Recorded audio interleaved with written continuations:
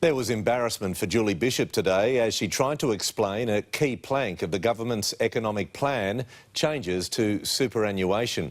It came as Malcolm Turnbull showed a side of himself not many get to see.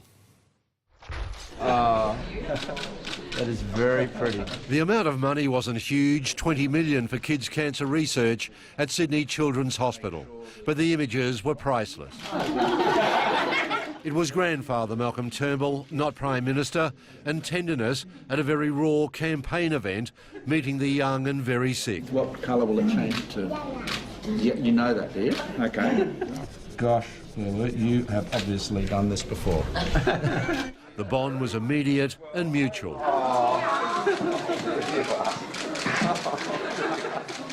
You're a big hugger.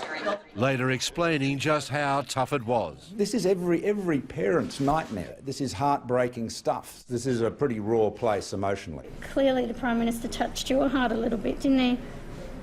But the climate changed outside, with protesters demanding action on global warming.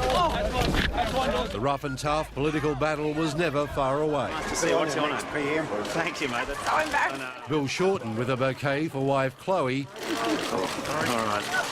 Shorten. $1 billion for tourism and brickbats for the tax cuts for the wealthy and big business. It'll generate exactly 0.1% GDP. The best way to have sustainable economic growth in Australia is to include working class and middle class families. Mr Shorten is waging a war against business and enterprise. And today, another of those cringe moments, as Julie Bishop, a one-time shadow treasurer, tried to explain changes to superannuation. Are you aware of the transition to retirement scheme?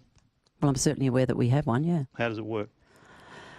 Well, Neil, this is obviously a gotcha moment. You want me to go through? No, it's not my portfolio. Obviously, the $1.6 million is the Another campaign car crash.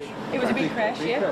Wow. Scott Morrison will have some anxious moments of his own as he sweats on the release tomorrow of the latest economic growth figures. Lane Kelcott, 9 News.